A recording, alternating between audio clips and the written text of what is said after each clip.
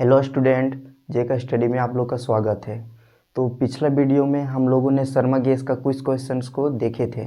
तो इस वीडियो में अब हम लोग बाकी का क्वेश्चन को देखेंगे। तो आइए इस वीडियो का पहला क्वेश्चन शुरू करते हैं। तो इस क्वेश्चन में देखिए बोला जा रहा है, संख्याओं में प्रत्येक उभयनिष्ठ गुणनखंड की सबसे छोटी घात का गुणनफल होता है। मतलब संख्याओं में जो गुणनखंड रहते हैं उसमें से जो प्रत्येक उभयनिष्ठ रहता है ना, उसका सबसे छोटी घात का गुणनफल को क्या कहते हैं, ये पूछा जा रहा है। ठीक है, तो एग्जांपल के लिए जैसे हम लोग दो ठो संख्या लेते हैं। ठीक है, मान के चलिए एक ठो 20 ले लिए और एक ठो 6 ले लिए। तो इन दोनों का गुणनखंड करते हैं और गुणनखंड में देखते हैं कि कौन कौन उभयनिष्ठ है। ठीक है, तो जैसे हम लोग 20 का गुणनखंड करेंगे तो 2 से 10 दूनी 20, फिर 2 से 5 दूनी 10, फिर 5 से 5 एकम 5। तो 20 का गुणनखंड कैसे आया? 2 गुना 2 गुना 5। ठीक है, अब 6 का गुणनखंड करते हैं। जैसे 6 हो गया, 2 से 3 दूनी 6, फिर 2 से नहीं 3 से 3 एक 3। तो 6 का गुणनखंड कैसे आया? 2 गुना 3 ऐसे आया। ठीक है, तो इसमें से देखिए उभयनिष्ठ कौन है? उभयनिष्ठ मतलब कॉमन, दोनों में कॉमन कौन है? देखिए यहाँ 2 और 2 कॉमन मिल रहा है। ठीक है, और कहीं मिल रहा है कि कॉमन, इसके पास 3 है लेकिन इन लोग के पास 3 नहीं है। तो इसमें से बोला जा रहा है कि उभयनिष्ठ गुणनखंड की सबसे छोटी घात। ठीक है, इसको हम चाहे तो यहाँ गुना 1 लिख सकते हैं, यहाँ भी गुना 1 लिख सकते हैं। तो इसमें कुछ फ़र्क पड़ता है कि यदि 1 यहाँ लिखें या ना लिखें, कोई दिक्कत नहीं, यहाँ भी लिखें या ना लिखें, इससे कोई फ़र्क नहीं पड़ता। तो यहाँ देखिए 1 भी मिल रहा है। ठीक है, तो हम लोग जब HCF निकालते हैं, HCF, तो HCF बराबर क्या लिखते हैं? जो उभयनिष्ठ रहता है उसको गुना कर देते हैं जो उभयनिष्ठ संख्या रहता है दोनों संख्याओं में। तो इसमें क्या है? 2 है, तो दोनों में 2 मिल रहा है, तो इसके या इसके बदले एक ठो 2 लिख देंगे, और इसमें भी 1 मिल रहा है, इसमें भी 1 मिल रहा है, तो दोनों के बदले एक ही ठो 1 लिखेंगे, बराबर क्या आ जाएगा? 2। तो ये क्या हो गया? HCF हमारा। तो देखिए इसका गुणनफल देखना है, सबसे छोटा है। यदि यही हम LCM निकालते हैं तो LCM कैसे निकालते हैं? ऐसे करके ये जो दोनों है उसके लिए एक बार लिखेंगे। ठीक है, इसमें दोनों उभयनिष्ठ है ना, तो उभयनिष्ठ के लिए एक बार लिख देंगे, बाकी जो बच गया उसको लिख देंगे। 2 गुना 5, उसके बाद गुना 2 गुना 5 गुना 3, इस तरह से हो गया। एक नहीं लिखते, एक लिखे या ना लिखे कोई फ़र्क नहीं पड़ता। तो यहाँ देख लीजिए कैसे होगा। ठीक है, कैसे हो गया? ये 3 5 15, 15 दूनी 30 और 30 दूनी 60। तो इसका एलसीएम का क्या आ जाएगा? 60। तो इसका गुणनफल देखिए कितना बड़ा है और इसका गुणनफल देखिए कितना छोटा है। तो इसी में बोला जा रहा है सबसे छोटी घात का गुणनफल होता है। तो सबसे छोटी घात का गुणनफल को क्या कहते हैं हम लोग? HCF। तो हमारा ऑप्शन नंबर 1 सही हो जाएगा।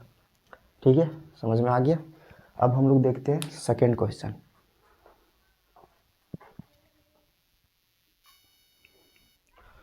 तो ये रहा हमारा सेकेंड क्वेश्चन। ठीक है, तो देखते हैं सेकेंड क्वेश्चन क्या कहता है।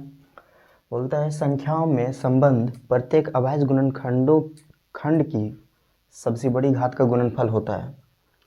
मतलब जो अभाज्य गुणनखंड है, ठीक है, उसका जो सबसे बड़ा घात का गुणनफल होता है उसको क्या कहते हैं? तो यहाँ हम लोगों ने लिख के दिखाया था अभी थोड़ी देर पहले, जो HCF रहता है वो सबसे छोटा गुणनफल रहता है और LCM रहता है वो सबसे बड़ा गुणनफल रहता है। तो सबसे बड़ा गुणनफल को क्या कहेंगे? LCM कहेंगे। बस, कितना आसान है। ठीक है, अब देखते हैं अगला question.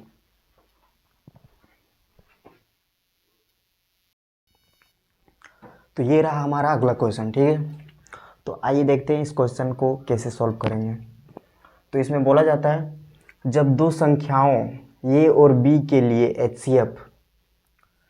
HCF of AB is equal to 1 है, तो तब हम लोग को A और B होते हैं, क्या होते हैं ये बताना है। ठीक है, तो जैसे देखिए, जैसे फॉर एग्जांपल ये कोई भी संख्याओं का HCF निकालने के लिए बोला जाता है। जैसे मान के चलिए 2 और 5 का पूछेगा HCF, तो इसका HCF क्या होगा? इसका HCF 1 होगा। कैसे होगा देख लेते हैं इसको निकाल के।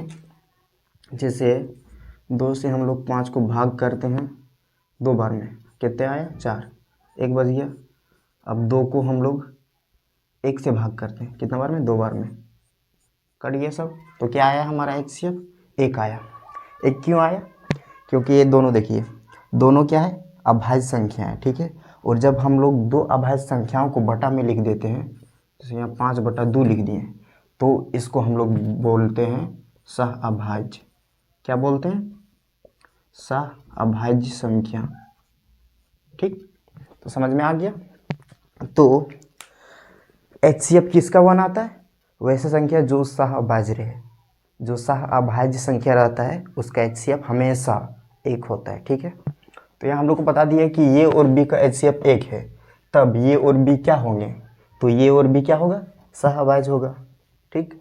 तो किधर है सह अभाज्य का ऑप्शन, इसमें भाज्य संख्या गलत है, ये है सह अभाज्य, ये अभाज्य है, ये भी गलत है, ये दोनों गलत है, ये भी गलत है, ये हमारा सही हो जाएगा, ठीक। समझ में आ गया। मतलब इसको हम लोग एक तरीक़ा से और समझ सकते हैं, यदि कोई भी संख्या को हम लोग बटे में लिखते हैं, जैसे हम लोगों ने लिख दिया 3/9, ठीक। तो क्या इसे हम लोग सह अभाज्य बोलेंगे, नहीं। इसका जो सबसे सिंपलेस्ट फॉर्म होगा, जैसे ये तो एक बार और कट जाएगा, जैसे 3 1 3, 3 3 9, कितना आया 1/3। तो ऐसा संख्या को हम लोग सह अभाज्य कहेंगे। अब इससे ज़्यादा और कुछ कट सकता है कि, फिर कटेगा तो 1 1 1, 3 1 3, फिर वही आएगा 1/3, और इससे ज़्यादा नहीं कट सकता। इसलिए इस टाइप का संख्या को सह अभाज्य कहते हैं। और यदि इसका भी हम लोग HCF निकालेंगे ना तो 1 ही आएगा। तो सह अभाज्य संख्या का HCF 1 रहता है हमेशा, ये याद रखिएगा, ठीक है। चलिए अब देखते हैं अगला क्वेश्चन। अब देखिए हमारा अगला क्वेश्चन, ठीक है। ये क्वेश्चन उसी तरह जस्ट उसका अपोजिट, इससे पहले हम लोगों ने जो क्वेश्चन देखा था उसका अपोजिट है ये। इसमें पूछा जा रहा है क्या, ए और बी सह अभाज्य तब होता है जब HCF ऑफ AB होता है। मतलब AB का HCF क्या होता है, तब ये सह अभाज्य होता है। तो हम लोगों ने देखा था कि HCF इसका, ए और बी का HCF कितना दिया हुआ था, 1 दिया हुआ था यहाँ, ठीक है। तब हम लोग बोले थे कि ये हमारा सह अभाज्य संख्या होगा, क्योंकि ये दोनों का HCF 1 है। तो इसी तरह से यहाँ बोलता है कि ये और बी सह अभाज्य है, ठीक है। यानी कि ये सह अभाज्य यहाँ बता दे रहा है कि है, तो इनका HCF क्या होगा ये बताना है। तो इनका HCF ये होगा, क्योंकि सह अभाज्य संख्याओं का HCF 1 होता है, ठीक। और यहाँ पहले से बोल रहा है कि ये और बी हमारा क्या है, सह अभाज्य है, ठीक है। अब देखते हैं इसका अगला क्वेश्चन।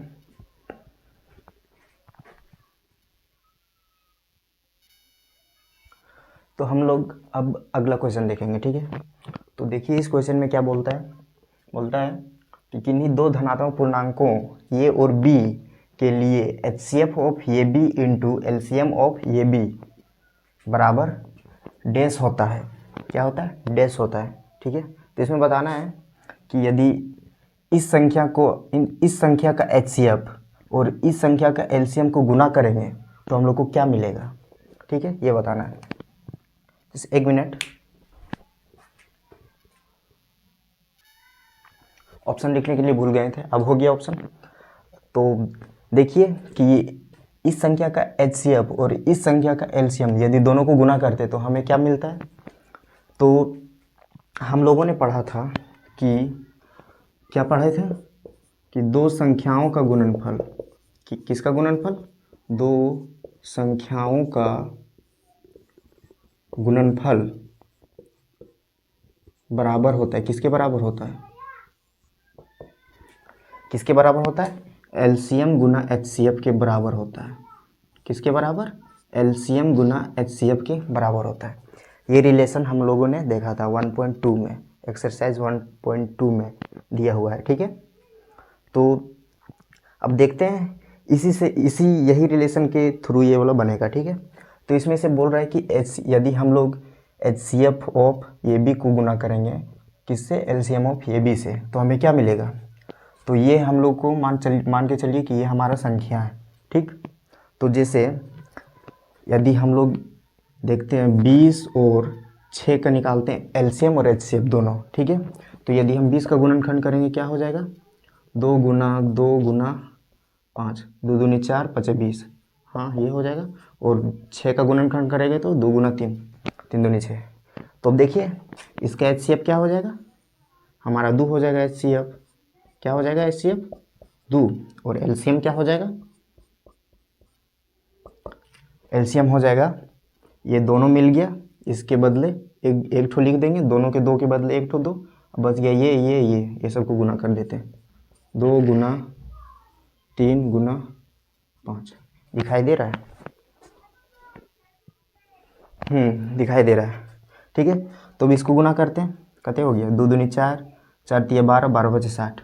तो हमारा एलसीएम कते आया, 60 आया, ठीक। और एचसीएफ कितना आया, 2। तो ये हमारा दोनों संख्या क्या है, एक संख्या ये है हमारा और एक संख्या ये है।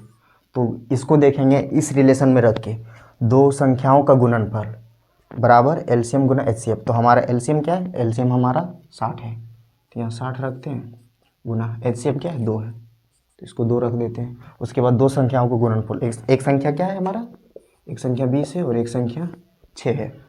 अब इसको गुना करते हैं और इसको गुना करते हैं, देखते बराबर आता है कि नहीं, ठीक। तो यदि हम इसको गुना करते हैं तो 120 आता है, और इसको भी गुना करते हैं तो 120 आता है, ठीक है। तो यहाँ पता चल गया। तो यहाँ हम लोग को पहले से बोल दिया है कि एचसीएफ और एलसीएम, तो यहाँ देखिए एचसीएफ और एलसीएम को यदि हम गुना करते हैं तो हमें क्या मिलता है, दो संख्याओं का गुणनफल, ठीक है। तो एचसीएफ और एलसीएम को यहाँ गुना किया जा रहा है, तो यहाँ बोल रहा है कि इस इतना ये गुने ये डैश होता है, तो क्या होगा, इसका और इसका गुणनफल। तो ए गुने बी कहाँ है, देख लीजिए क्या होगा, इस ए का और बी का गुणनफल। तो ये गुने बी कहाँ है, ये रहा हमारा ये गुने बी। तो बस इसी तरह समझ में आ गया। अब देखते हैं हम लोग अगला क्वेश्चन।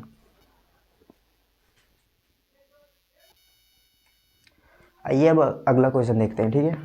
तो इस क्वेश्चन में पूछता है कि कौन अभाज्य संख्या है। जो नीचे 4 ऑप्शन दिया हुआ है, ये चारों में से कौन सा संख्या अभाज्य है। तो बहुत सिंपल है, सबको गुणनखंड करके देखिए, ठीक है। और जिसका 2 ही गुणनखंड होगा वही अभाज्य संख्या रहेगा, और यदि 2 से ज़्यादा गुणनखंड रहेगा वो अभाज्य नहीं रहेगा, वो भाज्य संख्या रहेगा। तो देखते हैं 15 का गुणनखंड करते तो क्या मिलता है, कितना, 3 से करते हैं, 3 × 5 = 15, ठीक। फिर 5 से करते हैं तो कहते हैं 5 × 5। तो देखिए 15 का गुणनखंड कितना आया, = 3 × 5 × 1, 1 2 3, इसका गुणनखंड 3 ठो आया। गुणनखंड को इंग्लिश में फैक्टर्स कहते हैं, ठीक है। तो 15 का कितने फैक्टर्स है, 3 फैक्टर्स है। इसी तरह देखते हैं 23 का, ठीक है। तो 23 का गुणनखंड करते हैं कितना से आएगा, 23 से ही देना पड़ेगा, ना ही 2 से घट रहा है, ना ही 3 से, ना ही और कोई किसी से, ठीक है। तो देखिए 23 का गुणनखंड कितना आया, 23 × 1, इसके 2 ही फैक्टर है। अब देखते हैं 12 का, 2 से काटते हैं, 6 दूनी 12, 3 दूनी 6, 3 एकम 3। 12 का कितने फैक्टर्स हैं, 2 × 2 × 3 × 1 है, ठीक है। यदि इसको हम देखें तो इस तरह से लिख सकते हैं, 4 × 3 × 1। यहाँ तो 3 ठो फैक्टर्स दिख रहे हैं, लेकिन ये 2 से भी जाता है, तो इसके 4 फैक्टर है, ठीक है। फिर इसका देख लीजिए 75 का, 15 से काटते हैं, 3 से यदि हम लोग काटेंगे इसको तो 3 दूनी 6 और 3 × 5 = 15, नहीं 2 गया तो 3 से नहीं कटेगा, ये 5 से इसको काटते हैं, ठीक है, 5 से। तो 5 एकम 5 और 5 × 5 = 25, फिर काटते हैं इसको, फिर 5 से, अब तो 3 से हम लोग काट देते हैं, कितने आ जाएगा, 3 × 5 = 15। इसका 75 का कितना फैक्टर से, इसका भी 3 ठो यहाँ दिख रहा है, कितना है वो, 5 × 3 × 15 भी है, ठीक है। यहाँ एक दे दीजिए, ये हमारा कितना 3 है।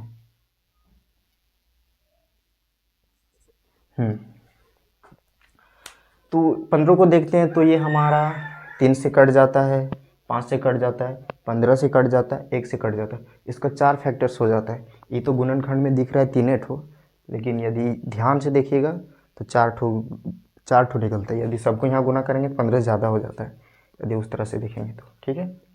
फिर ये देखिए, सिर्फ ये 23 से कटेगा या तो 1 से कटेगा, और किसी से नहीं कटेगा, ठीक है। पूरा पूरी भागा 23 से जाएगा या तो 1 से, और किसी से नहीं जाएगा।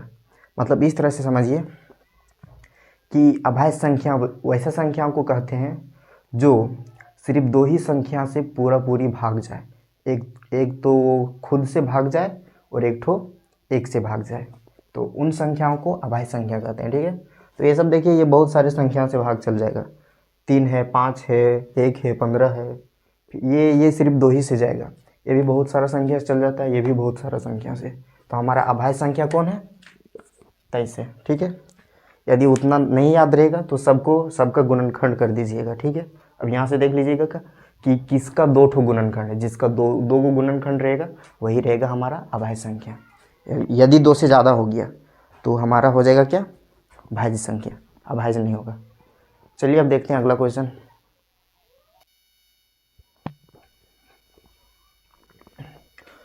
तो ये हमारा अगला क्वेश्चन, ठीक है। इसमें बोला जाता है कि किसी पूर्णांक m के लिए सम संख्या का रूप होगा। तो हम लोग जानते हैं सम संख्या किसे बोलते हैं। 2 ठो संख्या है, एक ठो सम है और इसका बस अपोजिट है, वो कौन है? विषम है, ठीक है। तो देखिए, सम संख्या और विषम संख्या किसे कहते हैं? सम संख्या किसे कहते हैं? जैसे हो गया 2, 4, 6, 8, 10, 12, इसी तरह से अनंत तक, ठीक है। और विषम संख्या 1, 3, 6 नहीं, 1, 3, 5 है, ठीक है। उसके बाद 7, फिर 9, 11, 13।